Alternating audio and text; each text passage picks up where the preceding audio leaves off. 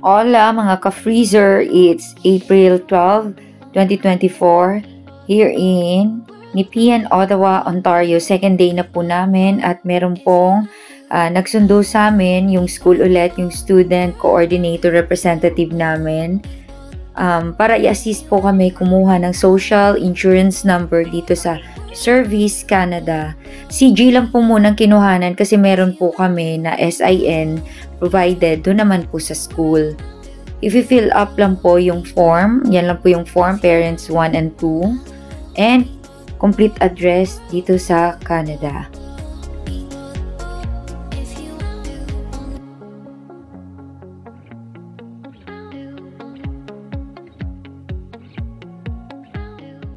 Good day ka-trippers, thank you Lord, tapos na yung SIN number ko. Magpifill up ka lang doon sa details ng parents mo, then yung Canadian cellphone number, saan ka nakatira, and you just have to wait ng number mo na harangan. Ka-trippers, tapos na, thank you Lord, yung SIN number. Dito po kami ngayon sa Service Canada, Ottawa. So, yun lang. Mag-fill up ka lang. Si Open Work Permit po, kumuha ng SIN. Si student naman po, may schedule po kasi si Algonquin for SIN. So, dun po kami naka-base. So, si Open Work Permit, since para makahanap na siya ng work, kailangan makakuha siya ng SIN. So, ano masasabi mo, sir? Yan, pinaka-abiso sa akin nung na huwag mong papakita yung number mo. Sa ano yung mga information? Yan lang, tatanungin ka lang ng kung may twin brother ka ba, first time mong kumuha ng SIN.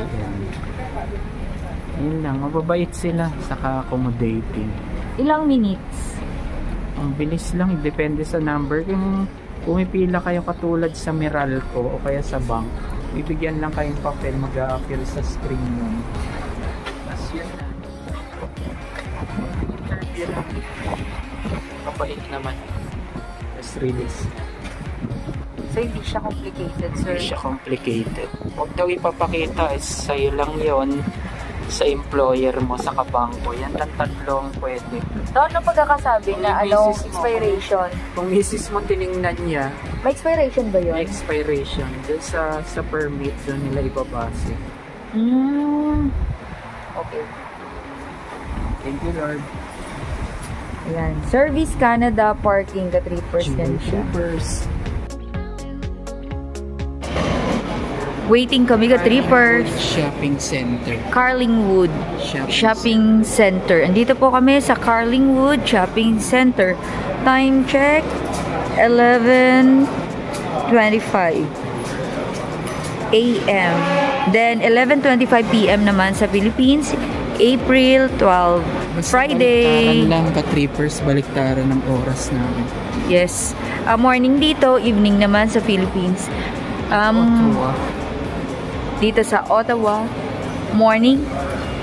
Advance kayo ng 12 hours. Ka-trippers, naghihintay pala kami sa appointment namin sa CIBC Bank. Mag-open account kami. Good morning. Ay, kala ko Canadian. Canadian talaga. Canadian nga. We're just waiting for the May appointment po kami, CIBC Canada, para mag-open ng bank account kami ni G and ni Y. Yan po. Okay lang po yan sa GY Trippers. Nakasama po namin dito ngayon sa Carlwood. Yan, Carlwood. I-name niyo po, ma'am. Auring. Ma'am Auring. Yan po. Si ma'am po. Huwag mo tawagin, ma'am. Huwag mo kang tawagin. Hindi, okay lang po. Kasi po sa Jocelyn. Ma'am Jocelyn, Ma'am Auring. Hello!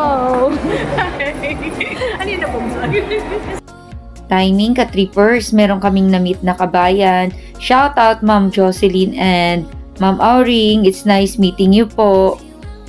Galing na kami dito kanina, ka-trippers, sa CIBC Bank, Carlingwood branch. Kaya lang po walang available po na bank employee to entertain us. So binook po kami ng 2:30 to 4 p.m. Inuna namin muna yung SIN kanina. Bumalik na lang po ulit kami para sa waiting time. Buy muna kami startup grocery namin ka-trippers while waiting. Grab opportunity para may service mamaya, hindi kami mahirapan magbuhat. Later again, pasok lang po kami sa Dollarama. Try namin i-view kung ano yung loob ng Carlingwood Dollarama. Iba po yung Dollarama. Dollar. Ano? Oo, later. Ano ba ito ga? Dollarama. Dollarama. Equivalent siya ng pure gold natin, ka-trippers. Pure gold. Hindi Mart kasi wala silang grocery eh. Kaya ito, iba. Pwede siya sa pure gold. Babush! Dito kanina, mga 10 a.m. sa Carlingwood Shopping Center. Carlingwood Shopping Center pala ka-trippers. Ayan.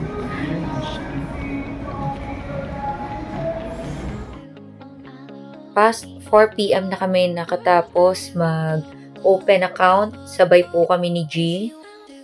Thank you, Sir Nguyen, for accommodating us, for explaining about the savings and checking account. This is particular only to our bank account under CIBC Bank.